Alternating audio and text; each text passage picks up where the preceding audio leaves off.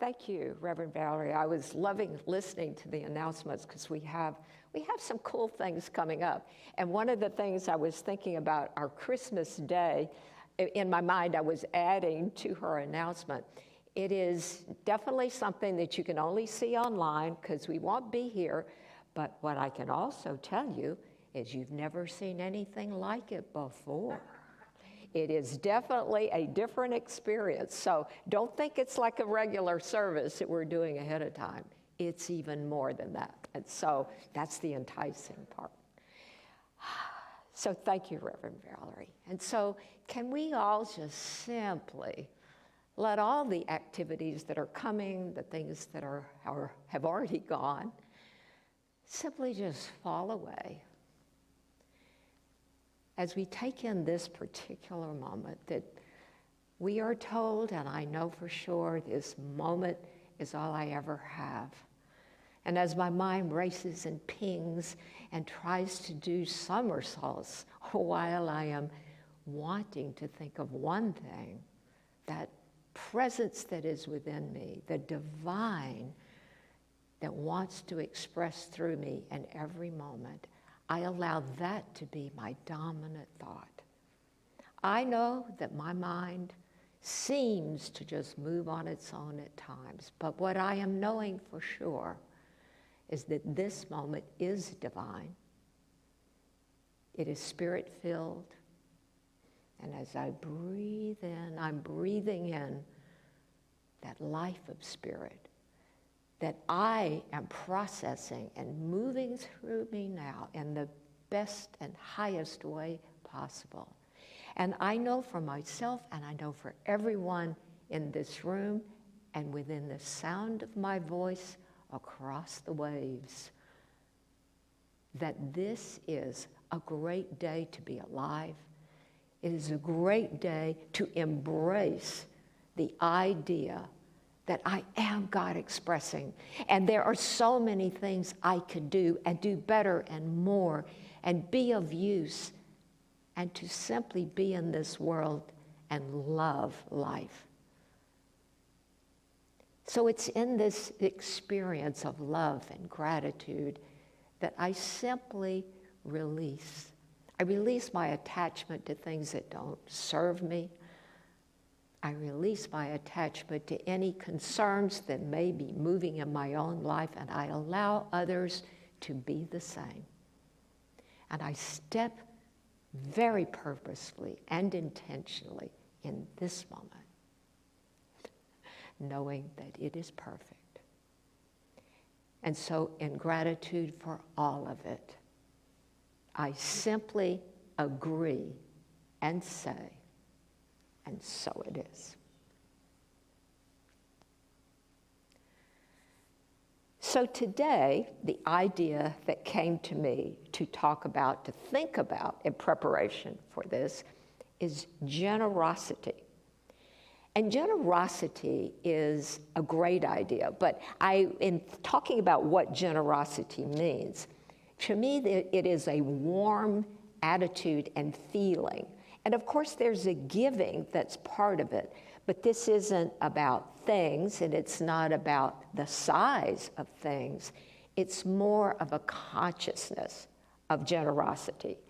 And that is something that I began thinking about cultivating some time ago. It is, and I go back many years before I even moved here. I don't know about you all, but sometimes in my life and in the life that I was living 20 years ago, 30 years ago, sometimes things just came to me. And sometimes they seemed like good things, and so I embraced them, and this is one. My younger daughter was just 4 at the time, and we were sitting out in front of the school where she was going to go in by 8:15 for preschool. We were always early because we dropped the other daughter off at school. So we were sitting there, and every morning, morning after morning, I would see some of the same people.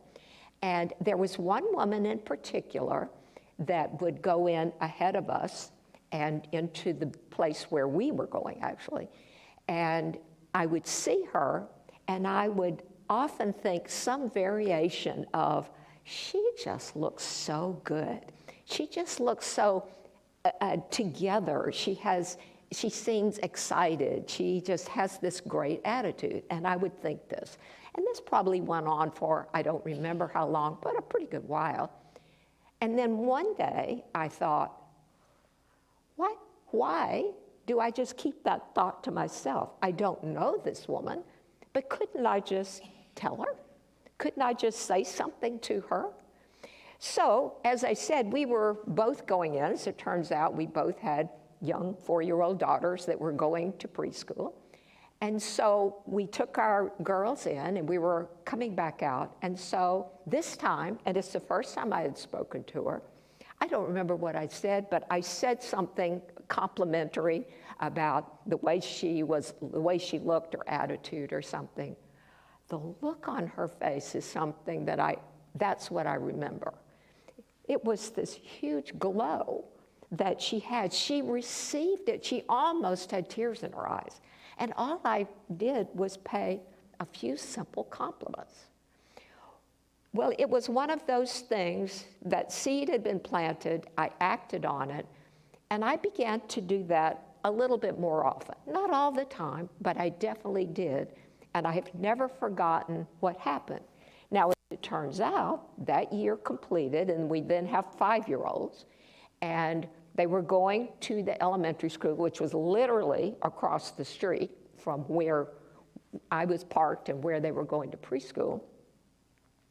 They ended up in the same kindergarten classroom, the 2 girls did, and her name was Pam, and she and I were room mothers together for that kindergarten class. So we ended up with this relationship. But look how it began. It began on a positive note as far as she's concerned and as far as I was concerned. Now, she and I could not have been more different in our approach to life. Number one, she was very religious in a way that I was not. I mean, to the point that when it came time to do the Halloween party, she wouldn't participate because she didn't do that.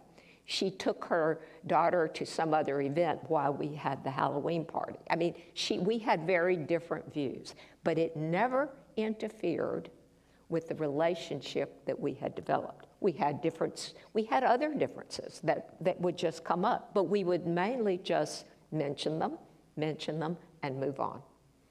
But look how we started. We started in this very affirmative way of being. Well, I have come to think of generosity in ways that are much more like that than about how much money I give. When I talked about and I can't remember if I did it on Wednesday, because I know I talked on Sunday, about the day that I went to the farmer's market and had made a decision that I was going to give money away. I was going to drop some on the ground. I was going to leave it on a table and all of those kinds of things for people to discover. And so I ended up doing something a lot like that. When I dropped it on the ground, somebody chased after me and said, "Oh, you forgot this." And so I had to sort of fashion different ways of doing what I planned, but I still gave it away.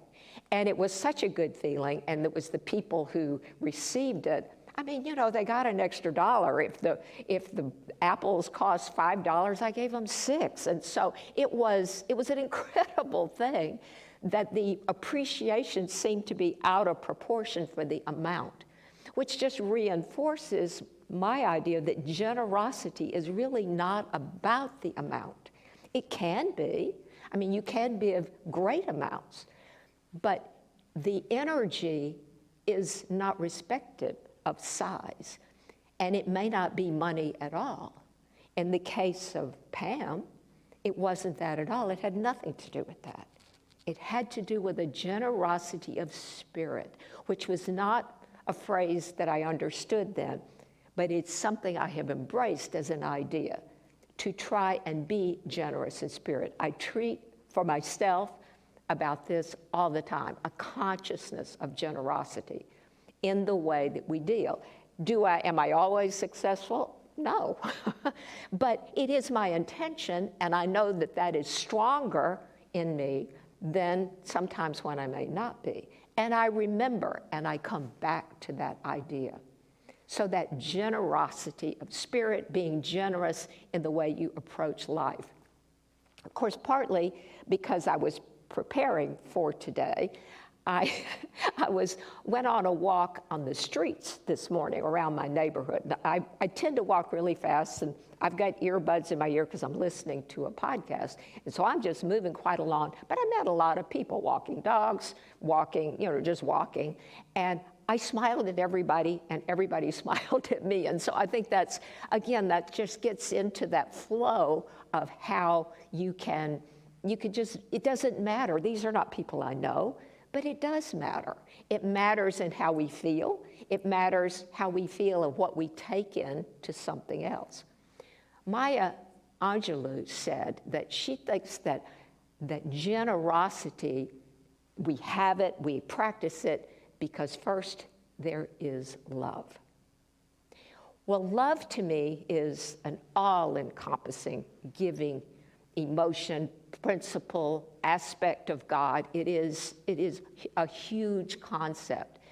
And there is a well-known book that's been written about the languages of love, which I'm not really going into, but if you don't know that, you should look that up. It's great fun. But one of those languages is that you do things for people. And that is, there's some of us in life who show love by doing for people more than words, more than other activities. But generosity comes into that experience. That is being that way. It is an action. And it is a way of expressing love, it seems to be. There was a story that I read. It happened a few years ago because it was pre-pandemic. There was this woman, young woman, and she was in a bridal shop, and she was trying on these bridal dresses, and she found one that she liked, and when she went up to pay for the dress, the clerk said to her, "Your dress has already been paid for. The woman that was in here before, who had already left, paid for your dress." Can you imagine how she felt? I mean, it was a wonderful thing, but she was almost overwhelmed with gratitude, yes, but also with that act of generosity. So when she did get married, she stood up at her, as part of the comments that you make afterwards, and she told that story. And she said, since then, I've been trying to do things for other people as well, and I want everyone to appreciate how much this meant to me at the time. I feel like it's a wonderful omen for my marriage, for my life.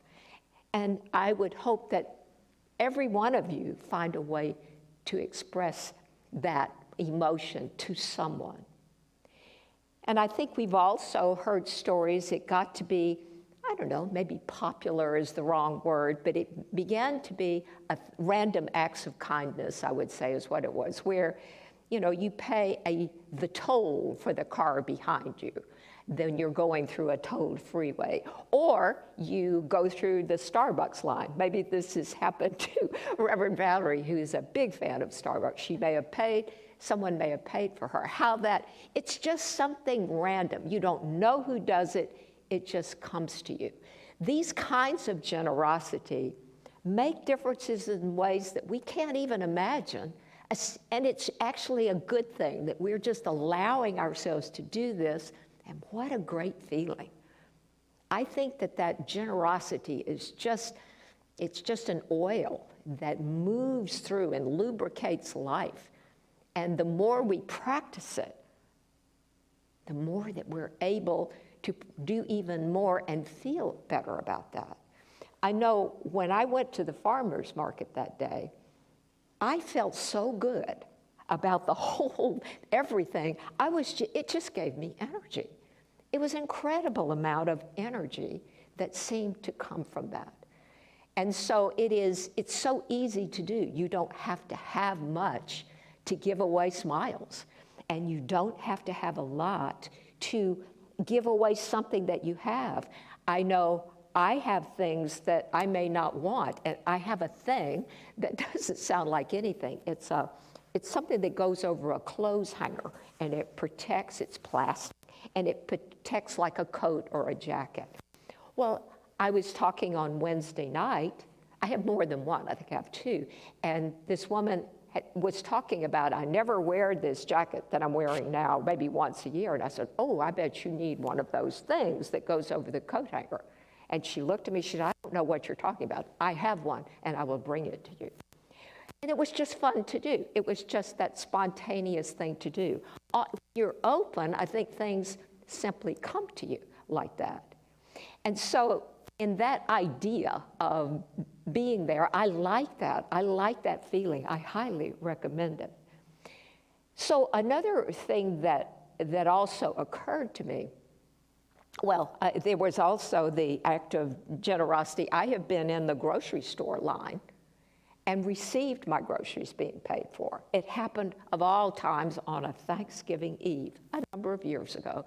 There was a man standing there who was just paying for people as they went through. And so the checker this person would come through and he kind of looks at the guy and says, keep going. And so he was just paying for people who went through. It was it's an amazing feeling to do that. So I don't know how you might do it. You may think of something that's different from any experiences I've shared. But one of the things about being generous of spirit, now this happened, something that I read actually in an email subscription I'm part of. And it wasn't about generosity so much, it was about applying a principle in a certain situation. And someone expressed this way of applying the principle of oneness in all of these situations. And then another viewpoint came into it that said, this is a great principle, but what if in the real life that something bumps up against that situation and doesn't feel good? In other words, in the relative life, lots of things are wonderful and good to be generous, but what if something in some situation happens when it ends up not feeling good for whatever reason? And so that kind of got me to thinking about that. There may be times in our lives when we maybe withhold or we are resistant to any act of generosity. And I think that's also worth looking at, because we are human beings that are walking this plane, and everything that happens to us is part of our experience. Everything that happens to us is part of our experience. Even things that happen outside of us are part of our experience, because we're all in this one big soup. And I think, in fact, it was Reverend Valerie that said in one of her talks recently, there are billions of things to see every day, but we really only see about, did you say 2,000 of them? And that's pretty selective. And then of that 2,000, I figure, well, the 2,000 that Reverend Valerie sees won't be the same 2,000 I see. We don't even see the same things. And then what do I do with the 2,000? Do I kick this one out, kick that out? That's not important to me. Or do I pick something? And there is no way for us to sort through all of these things, why something has come into our experience in the moment. We shall know it all by and by. I do believe that as well. And so when that happens, I always think about that there is within us this divine sorting, if you will, this whole divine consciousness that's my use of that one thing. It's my use of it. And my use is not like anybody else's. And so, however I came to be in this space, however I came to have that view, it is mine for right now. I may modify that. I may have other things that I do. But I need to be that person. I need to be and express. So if I want to give someone a compliment, if I want to do that, then I'm going to do my best to do it. If it's perhaps not perceived in the way that I'm intending it, I just have to know that that came from within me in the best way possible. And whatever happens after that is something I can just step back from and recognize that this too is my experience. I actually had several memorable times in which I paid someone a compliment exactly the way I did for Pam. One happened in that women's bathroom right across the way, one random Sunday, someone that I had admired and on Sunday, and the same way with Pam. And we were alone in that bathroom, and all of a sudden it was just the two of us. So I just said, I just have to tell you, and I paid her this compliment. She burst into tears. She burst into tears because she didn't see herself that way. And so she had trouble. She didn't reject the compliment at all. She was so grateful, and we were a little closer after that because of that experience. So what that also tells me is there are times when something you say, whether it's a smile or it's a compliment, or just holding a door, picking up something, just simple acts. But because you are in that mode of being generous of spirit, being generous with yourself, you see the things that can be done. And you just follow that urge to do that. However, whatever happens at that point becomes part of the whole experience. And know that if you're called to do that, and you know that you're called to do that for the highest and best reasons, that it is the best thing to do, because it's coming from within you purposefully. So I want to close with an interesting story about jumping to conclusions. There was a woman who was at the airport. She had a long flight in front of her, plus her flight got delayed. So she's, oh well. So she goes to the shops there in the airport lounge. She buys a book, and she buys a nice bag of cookies, and she finds a chair, and she settles in to read her book and eat her cookies. It was a good book, one she really got into, so she was lost in the book, and she'd reach into the bag and she'd eat cookies. And so at one point she looked up and she realized that the man sitting next to her had one of her cookies. Well, she thought that was odd, but she went back to her book and she kept reading. And then the next thing she knows, well, he's regularly eating these cookies. He just keeps taking one. And so, she's beginning to get distracted, but she enjoys the book, so she keeps going. Finally, they are getting down near the bottom of the bag. And so she's beginning now to get a little irritated. And so finally, he pulls out the last cookie. And so he smiles and he breaks it in half and gives her half. Well, she takes the cookie and then she snatches the other half. She's really upset. And about that time, the flight is called, so she gets up, gets her stuff together, and she goes and boards the plane. And she says, I don't even look back at it because I'm just so annoyed about this situation. And so she gets on the plane and she settles in. She's going to continue with this book. And she reaches into her bag, and there's a full, unopened bag of cookies in there. The whole time, she was eating his cookies. And at the very end, he was willing to share half of the last cookie. She couldn't believe what she had done. And yet, that's the way her mind processed it. And that lesson for her is, I'll let that be what your lesson would be if it had happened to you. We all have things that are happening to us all the time. We jump to conclusions, we think things, and we're sure that we know what is right. And maybe they're not. Maybe the fact of it is going to change as time goes on. And maybe there's something in that experience for us to take home. And it's more than a cookie, and it's more than a good book. It is something that we take so that we are in that experience. Generosity is a wonderful thing to be a part of. And what I know is that in a heart that's filled with goodness, in a space of time where there is a smooth way ahead, that generosity of spirit is something I want for myself.